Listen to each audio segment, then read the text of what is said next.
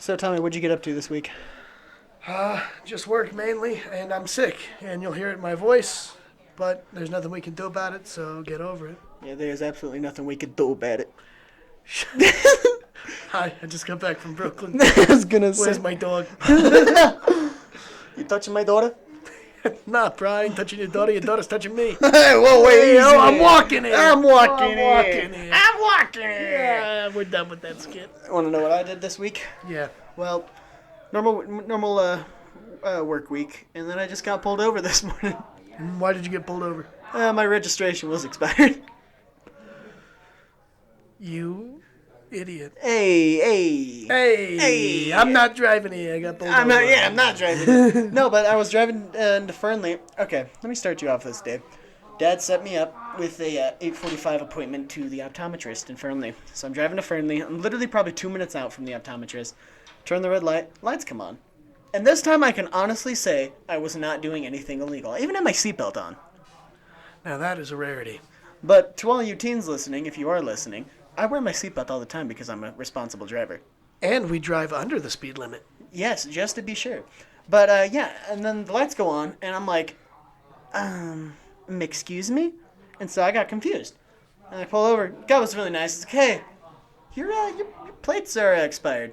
I was like, excuse me? And he's like, yeah, your plates are expired. And then he goes back and he's like, and they're also suspended. I was like,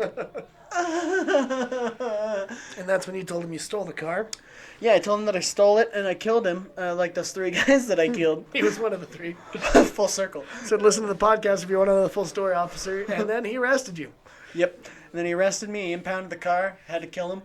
That's Got the car okay. back. That's okay. Yeah, I mean, I had to burn my fingerprints off and my teeth are filed down, so. It's a lot like the Men in Black movie where you just have to put your hands on that sensor. And next thing you know, your fingerprints are just no longer in the system. Yeah, it burns for like a good 2 seconds. And then also I had a braces exam. How did that go? I'm gonna have braces. That would explain why your gopher teeth are looking kind of scared. They know it's Shut coming. up. Shut up. No, it just looks like all your teeth are fighting to get out of your mouth at once. But that's fine. That's fine. It's Shut clearly up. going to be fixed soon. I have a good smile. I have a good smile. Braces would say otherwise. But okay, yeah. Yeah, February 6th, they're gonna put braces on my top teeth because I need to work on those first. Oh, we're leaving the roughest for last. Huh? All right, sounds good. Yeah, I know. My bottom teeth are rough. No, how was growing up in London, by the way? Shut up. They can't fix my bottom teeth until they fix my top ones. Fair enough. So yeah, I got teeth. They're pretty jacked, but they're looking like it's gonna be about 2 years that they're gonna be on my face. Well, I hope you enjoy not chewing gum. Oh my god, I'm gonna be 21, drinking legally, and have braces. Wow, you are going to get every woman. Oh god, I know, right? All right. Brace face. For those of you that don't know what you're listening to, this is a podcast. Didn't say it was a good one, though. And welcome to Title Pending. So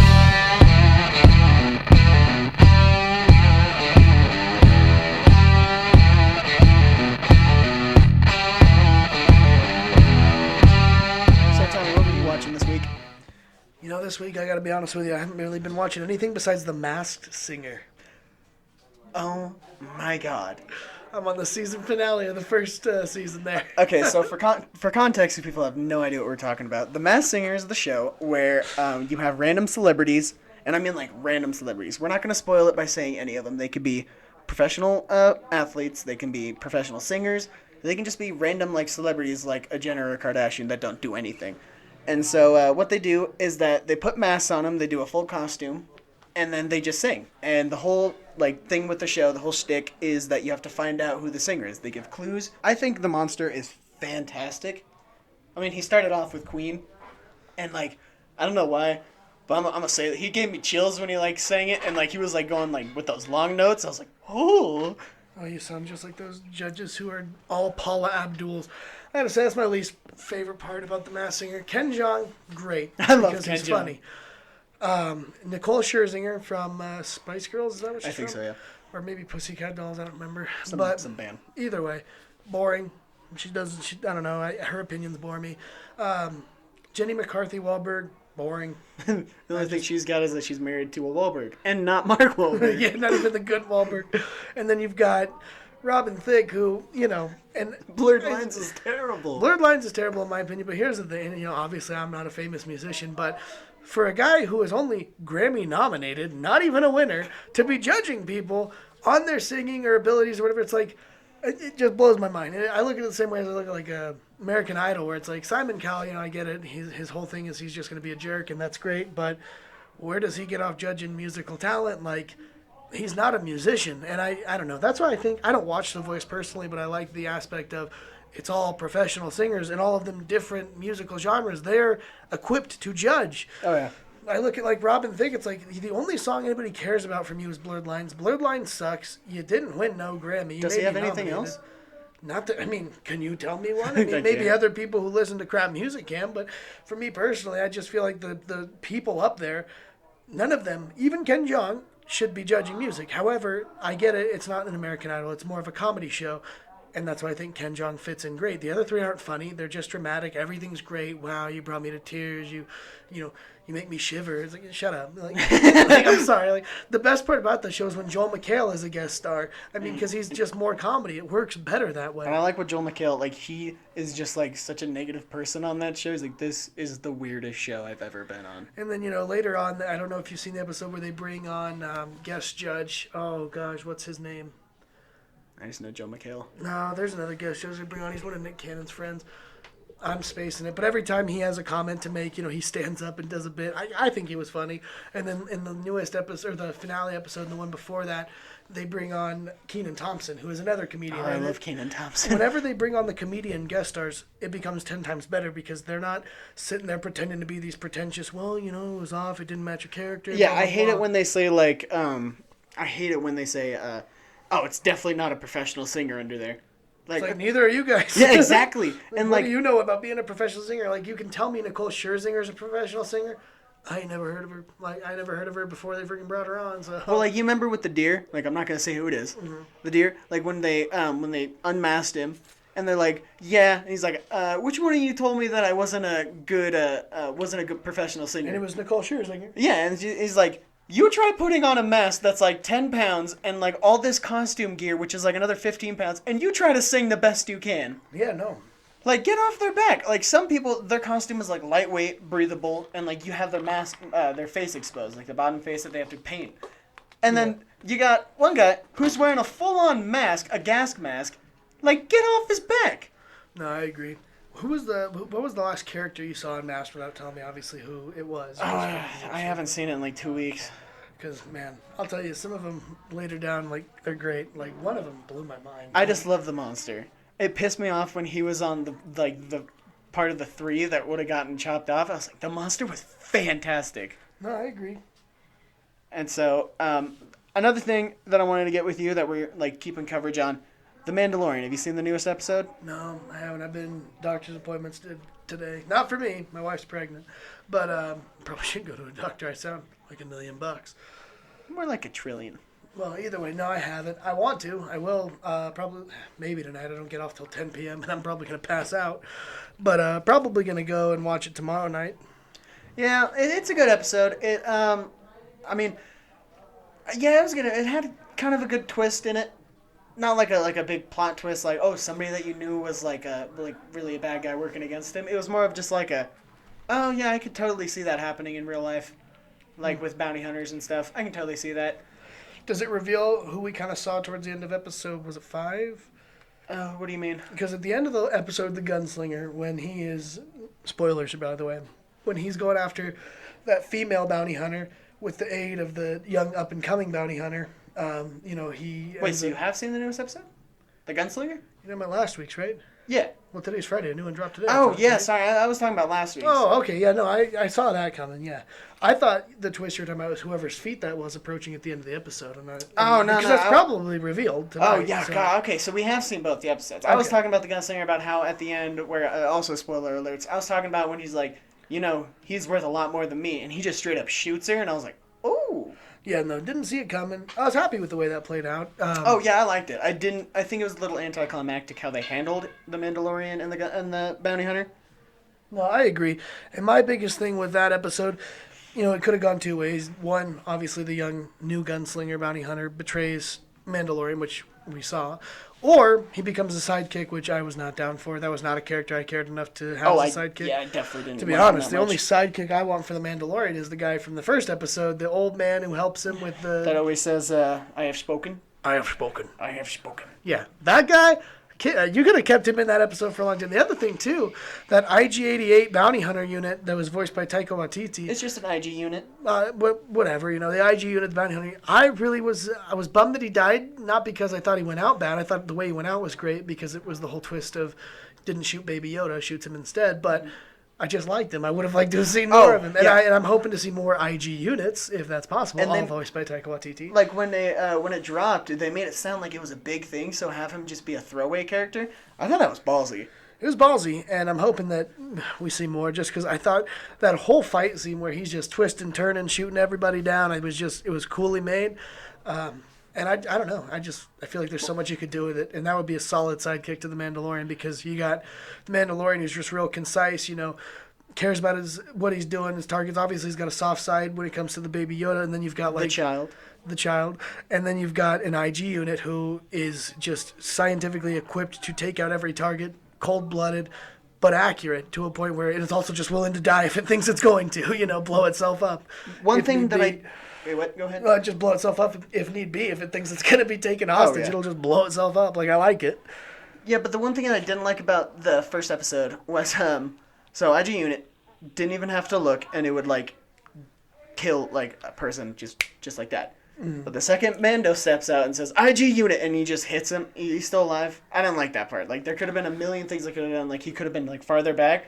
When an IG unit is gunning down millions of people, you don't just walk up and say, IG unit. No. Well, I look at it this way. That IG unit, he's gunning down all these people, but none of them had armor. They're all dressed like freaking pirates, So, I mean, you got Mandalorian here who, up until that point, only had the shoulder Beskar, is that? Beskar steel, yeah. Yeah, Beskar steel, which apparently is able to take a blaster shot right to it. Well, in Legends, Mandalorian armor is able to short out a lightsaber when it contacts. Oh, that's interesting. There's a couple materials that could short end a lightsaber. I believe it's called cortosis. And Darth Bane, one of the Sith Lords before Palpatine, and his master. What the heck was Sidious's master's name? I want to say Plagueis. Plagueis, yeah. Yeah. Wait. Yeah. Yeah, yeah. Darth he's Sidious and then Plagueis. Yeah, I believe it was before him. Darth Bane had entire armor made out of cortosis, like a full face mask. Nothing could touch him, and I really liked that. And Mandalorians took that and they made their own technology out of it. Well, no, I think it's a good idea. The Mandalorians have always had a really cool look, in my opinion. That's why Boba Fett, as much as he didn't do a ton, has left a huge impression. But you can look at that with anybody in Star Wars. Anybody who looks, menacing. Darth Maul, barely even in, the Star Wars saga as a whole, but is one of the most well-liked characters. Even Darth Vader, to a degree, you don't see a ton of him in Episode 4. I think he's got the shortest amount of on-time screen character, or character screen time. Out of all the characters out of Star Wars. And it's just, but he's the one you think of. You see Darth Vader, Star Wars. I mean, a lot of people I'm sure could have looked at Mark Hamill, and just been like, who's that? But it's the look, it sticks with you.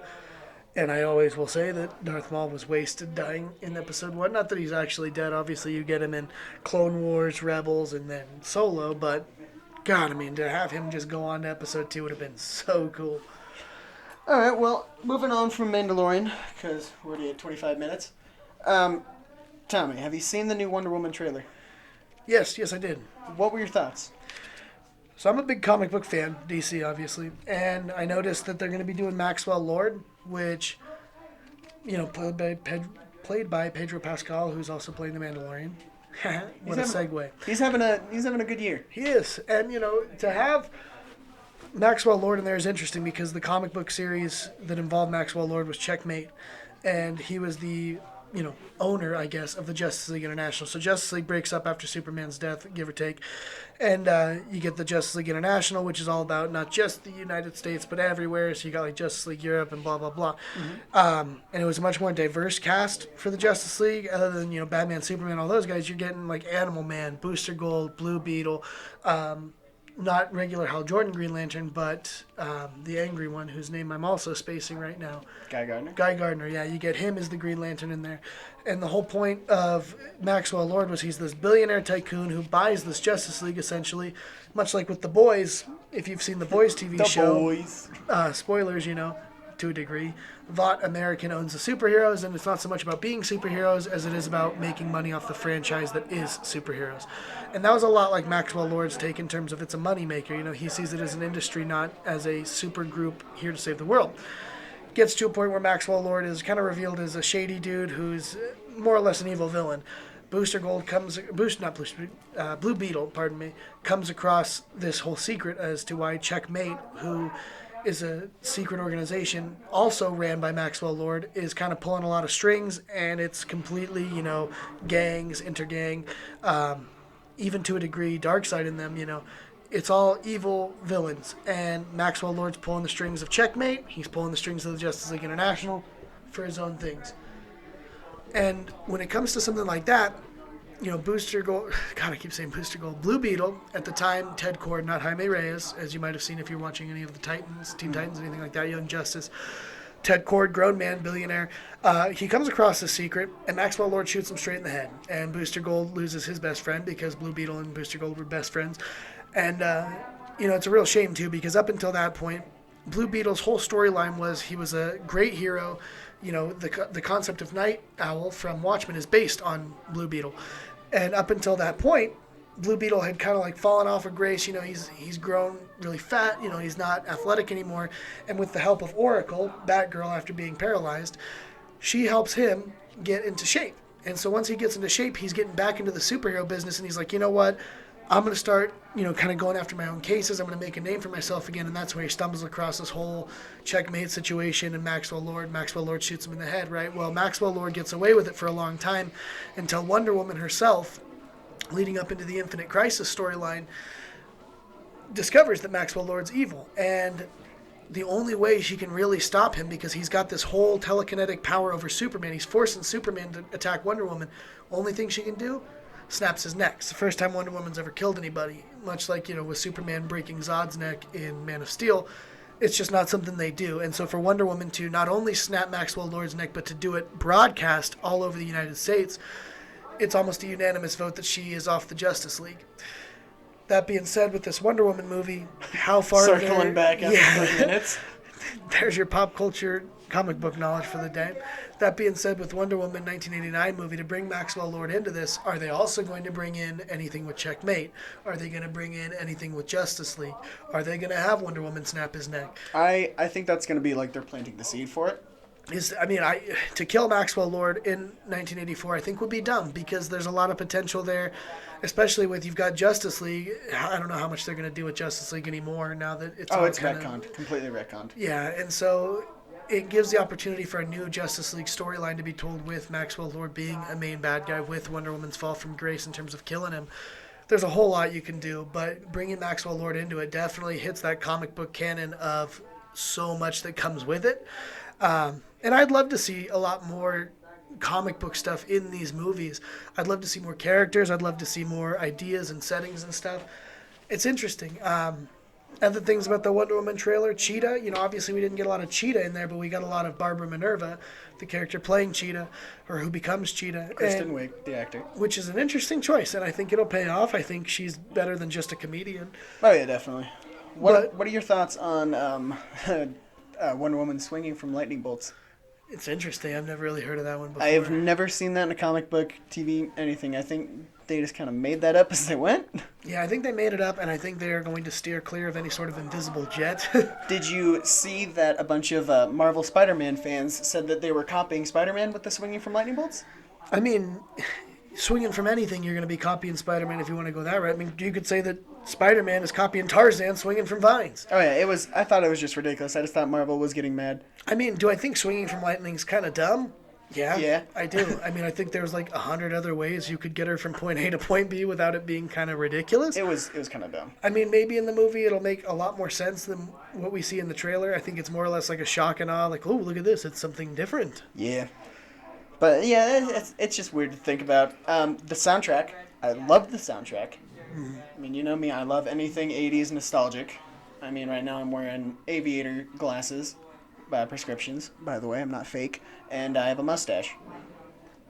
Okay. Yeah. They had a lot of mustaches before the 1980s. Yeah, but they weren't popular until Yours is a very Freddie Mercury-esque mustache. Ew. But no, I think 1984 is gonna be good. I mean, the first Wonder Woman was amazing, and so I don't see why this one would be anything less. I am very curious as to what DC's doing with their whole universe. I mean, I don't know what movies are, DCEU 2.0. but even then, like, what movies are in canon, what movies have been dropped. I believe everything before that wasn't. So DC is focused on H's now. Heroics, Oh. humor, like lightness, hardness, like all that stuff. Marvel. Yeah, they're trying Yeah. to cash in because They're trying to catch in on early Marvel, not Endgame Marvel. Yeah, exactly. Yeah. Because I mean, the reason I think DCEU, the first one, failed was because we gave everything to one person, Yeah. Zack Snyder, and he couldn't handle it. I mean, and I also think that they pulled Justice League way too quick. Mm-hmm. They did it way too fast. They didn't get the proper characterization of most of them. I mean, they focused on Superman, Wonder Woman, Aquaman. Yeah, no, I'm not going to argue with that. Now, here's a question for you. Obviously, giving it all to Zack Snyder, not the best idea. Do you think like a different director could have been able to helm a cinematic universe by themselves? I mean, obviously Marvel is not doing anything close to that. The closest you can say when it comes to Marvel would be Kevin Feige's role of just one cinematic storyteller, but it's different directors, it's different this, that, and the other thing. Is there one person, one director you think that could have done it all? Done a Justice League movie? Or? Done Justice League, done Man of Steel, done a Batman movie, done an Aquaman movie. No, absolutely. That's why I don't think that we should do one person. I don't think any one person can handle all that by themselves. Now, here's another idea for you. So you got Kevin Feige kind of writing the storyline of the Marvel Cinematic Universe and the Infinity Saga and all that, and he did a great job. He lets different directors helm each movie. There's different, ideas in each movie, but all in all, there's one connected plot line from Kevin Feige. If we were to hand that job to like a Jeff Johns, one of the presidents of DC, possibly the president of DC, unless okay. So we give that to a Jeff Johns, say, hey, listen, we're gonna get a whole bunch of directors making a whole bunch of different movies. Your job is to get enough plot thread with all these movies to interconnect them into one thing. And do you think somebody like a Jeff Johns could have done that?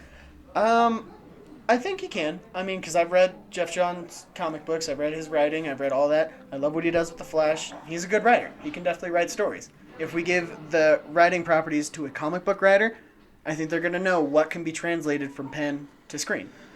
I think so too. One of my favorite comic book authors is Grant Morrison, and as much as he's my favorite, I don't think he could do that. I think Jeff Johns could because I feel like he's grounded and he's making storylines for everybody.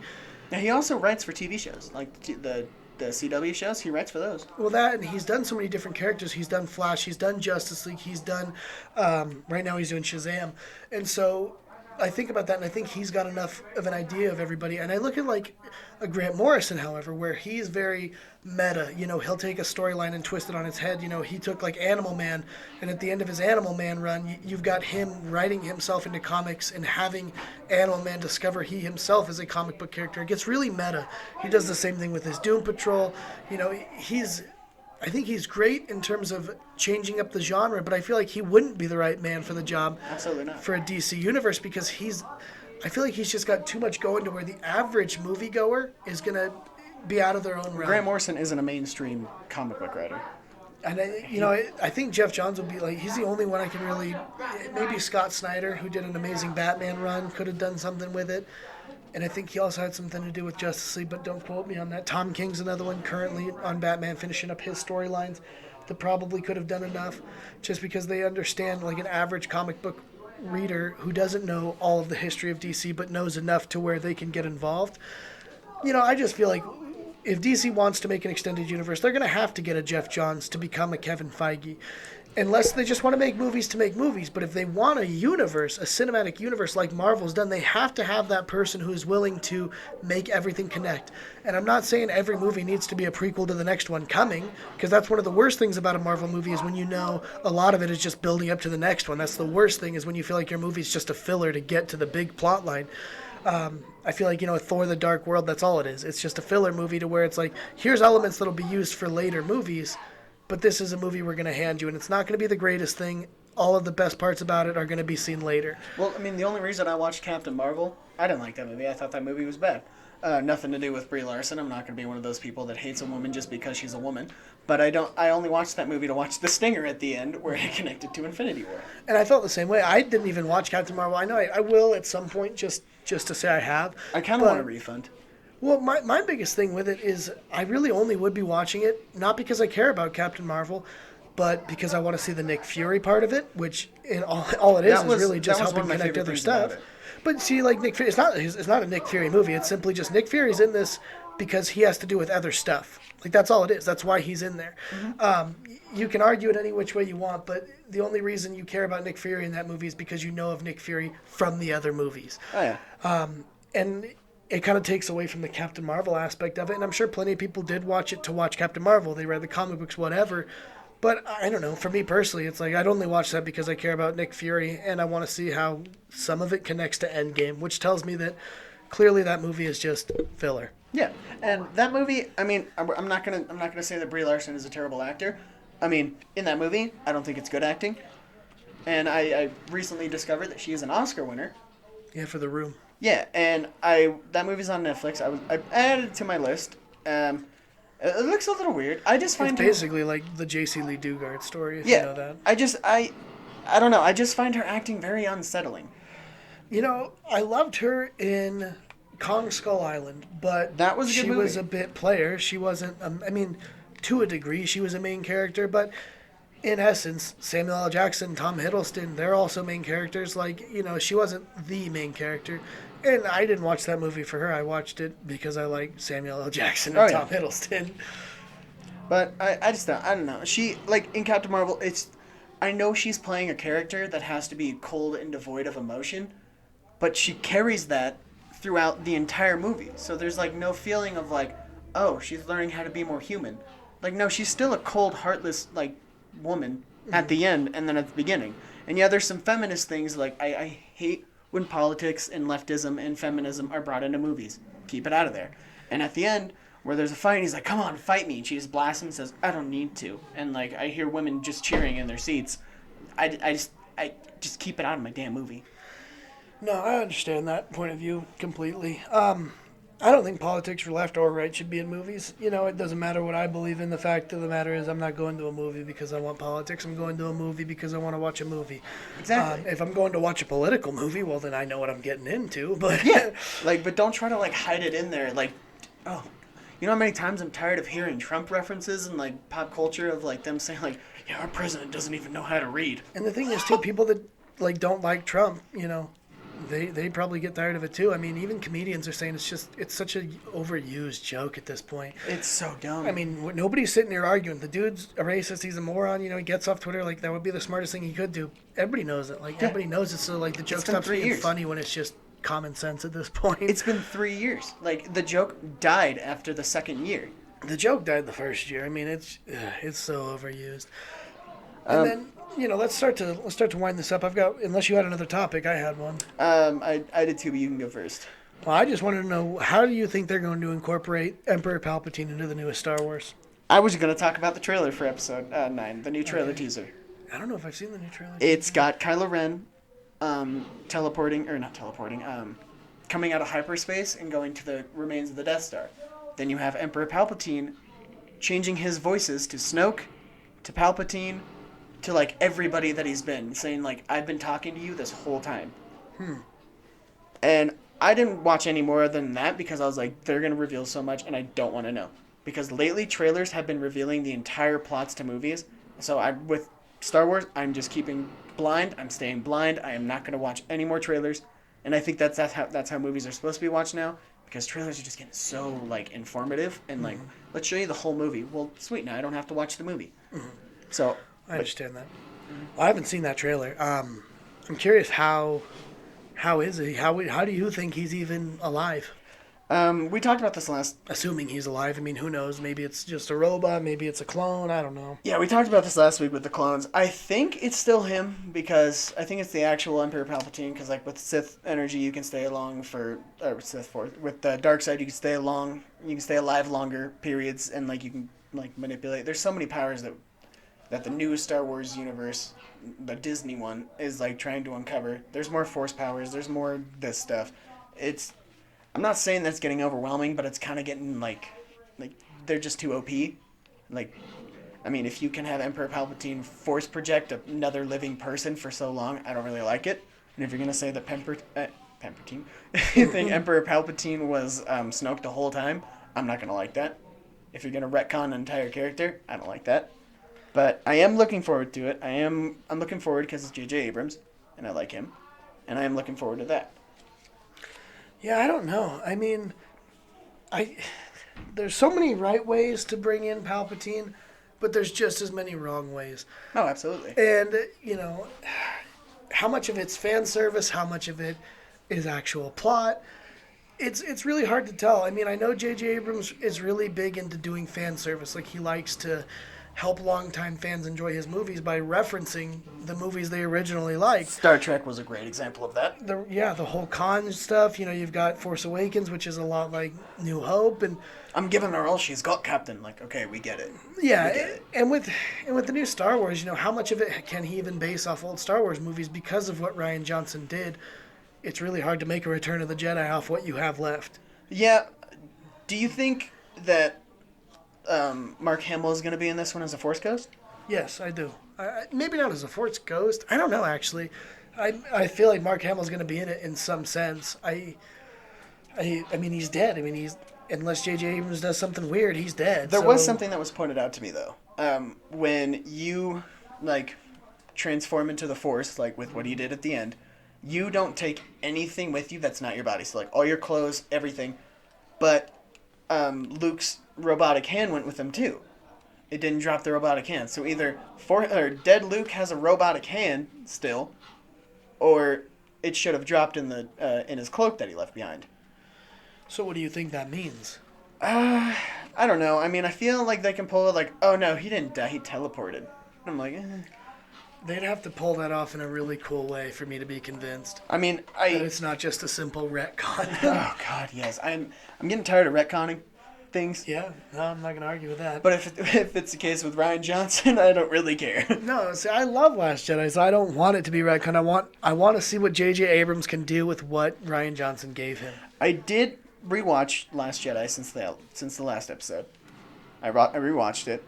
There was some scenes that gave me chills, like with the Star Destroyer scene.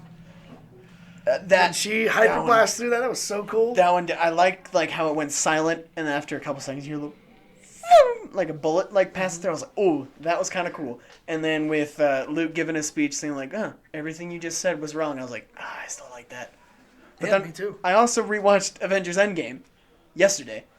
And I gotta say, that Avengers Assemble scene still gives me chills. No, that's one of the best scenes in the Marvel Cinematic Universe. That and the I Am Iron Man scene at the very end. Oh my God, I'm getting chills just thinking about it.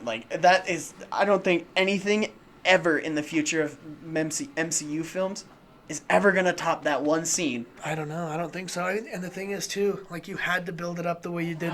If you would have started off with an Infinity War and an Endgame, you would have not had me. I'd have been okay, congrats. Here's a whole bunch of characters. I don't care about any of them. But they built it. I believe Infinity War was Thanos' movie. Oh, it Thanos starts was with the main him. character. It was his plot line. It was his plot line. He was the main character. That was Thanos' movie. That was not the Avengers. That was Thanos' movie. No, and Avengers Endgame was the Avengers' movie. Yeah, because it starts with Thanos. It's the OG Avengers movie, because you don't get those newbies until later. Oh yeah, and that was good because you focus on the people who made that franchise since 2012's Avengers Assemble.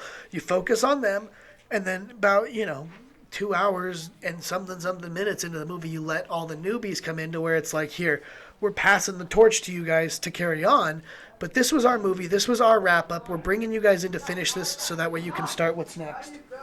Do you like Captain Marvel as a character? I mean, I haven't seen the movie, so I'm not super connected to her. What about in Endgame? In Endgame, I feel like she was a bit player, and I think that was okay, because like I said, that should have been the original Avengers movie. It shouldn't have been about, as much as I love the new Spider-Man, shouldn't have been about him, shouldn't have been about Black Panther, none of those guys. I mean, Ant-Man had a bigger role than I think he needed to, but I think he played it well because he was definitely the comedic relief, so I wasn't super mad about that. But you've got Hulk coming full circle, you've got Hawkeye coming full circle, obviously Captain America and Iron Man get their storylines told. it was just a really well done movie to where all the people who needed wrap ups got wrap ups, and all the people who didn't need wrap ups still have all this potential for the future. But then again, with the wrap ups, like you were just saying, Robert Downey Jr. has been confirmed for being in Black Widow.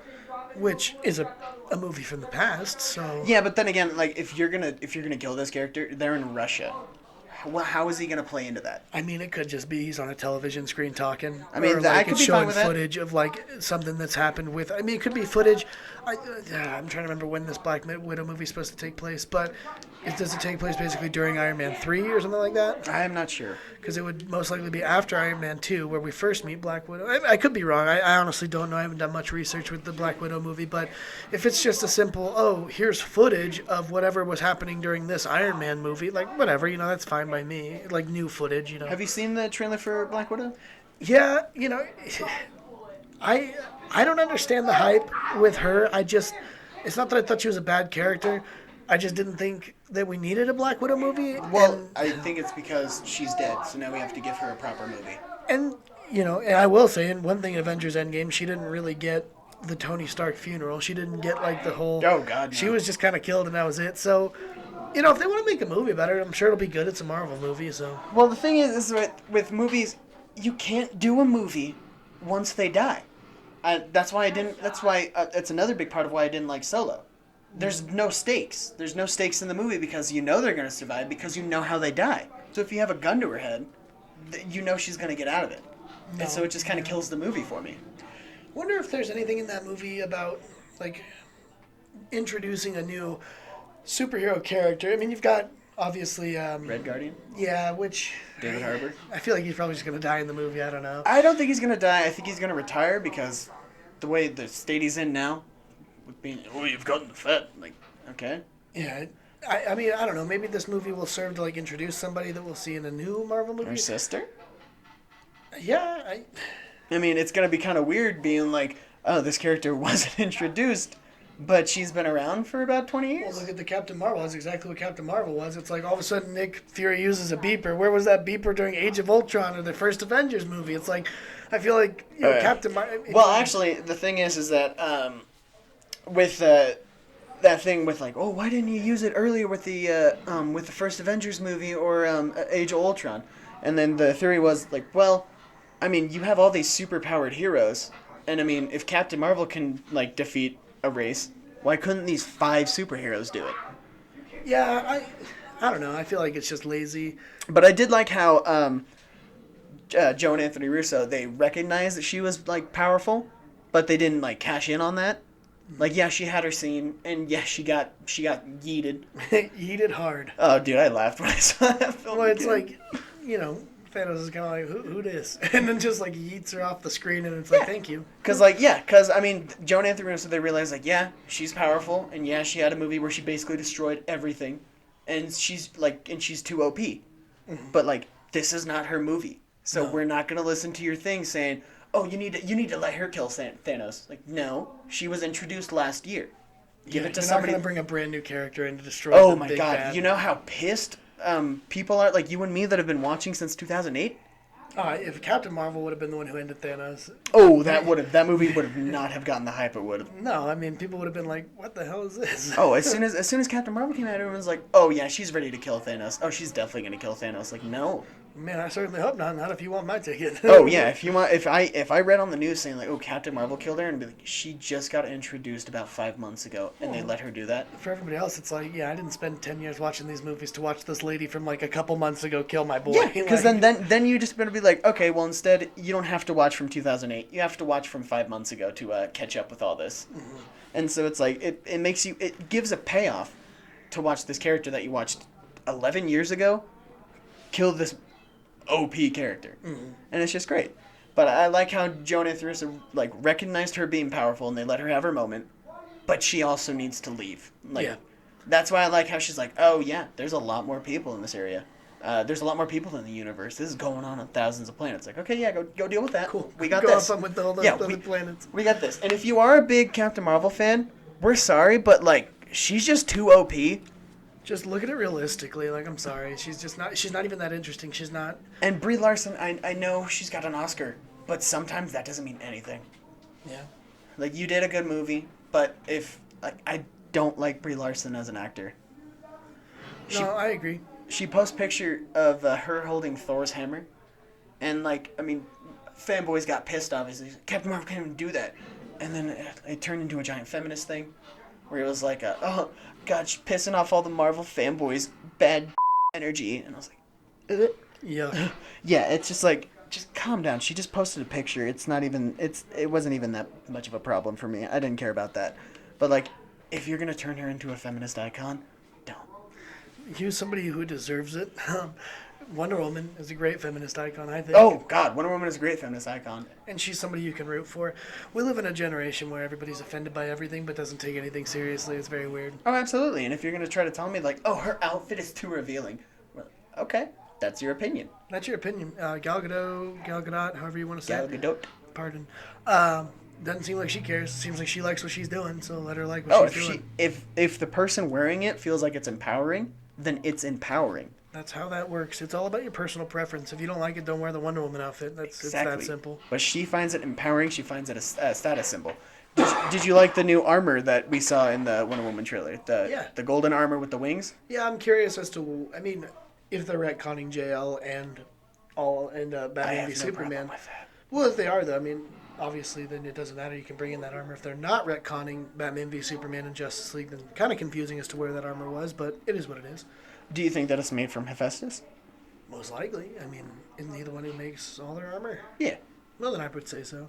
Forged from Zeus himself or something like that. I'm sure we'll hear. I did like how they gave the OG Wonder Woman like backstory for her, and it was just like thrown away. Like, here, have it, but we're not gonna focus on it. Where she said like, "Oh, I was molded from clay, and Zeus gave me life." I was like, that is the original Wonder Woman intro. Well, I like because that. it's like, how do you like? I mean, what else do you want to say about it? Like, you can say, "Oh, she's Zeus's daughter" or something like that. Like, whatever. Like, nobody really cares about the origin, so I'm happy that they stuck with the original and just were like, "Yeah, this is it. Like, deal with it." Oh, and like another thing with that movie is that like Patty Jenkins, the director, she's the director of the second one, right? Yeah, she should be. Yeah. So she took it, and like you have to have a love scene with Steve Trevor and Wonder Woman. Like it has to. They're like soulmates. But the way she did it so like above the covers, where it's like, yeah, this is gonna happen, but we're not gonna show you anything. And it's just like it's like a quick 2-second thing where it's just like, oh, they're in a bedroom. Cuts to the next scene where they're in war again. I'm like, I like that. I like how they didn't focus on that. I don't need a love story. I'm not going to Wonder Woman because I want this, drama romance. I'm just going there because I want a superhero movie. So don't give me all that crap. Oh yeah, absolutely. And then with Steve Trevor like sacrificing himself, saying, "I'll be," yeah, that's good. That gives him like motivation to do it. I'm fine with that. And like, I don't know how he's gonna come back. I have no idea how he's back. Yeah, I have no idea either. Hope Patty Jenkins does something good, and I hope she doesn't retcon her own movie. I don't. She's got to have some explanation, She and better I have think it'll be a damn good good one. explanation. So, I mean, I'm looking forward to it. But Tommy, I think that'll wrap up this episode of the Title Pending. Title pending. Title Pending. Title pending. So if you guys want to go ahead and leave us a like, Share it. Let other people know. oh yeah, that's We're that's a very big thing. underground, and I'm tired of it. I want to see the light. Yeah, we don't do a good job of sharing it ourselves. I don't even have social media, so But you do run a teen center with teens they could listen to and share they know it themselves. exists. They just, they don't have 40 minutes to spare. You mean 54 minutes to spare? Or we're gonna have to cut some. Oh yeah, we're gonna cut a little bit, but still. Still. But I think that'll do it for Title Pending. Thanks for listening. Thanks, guys.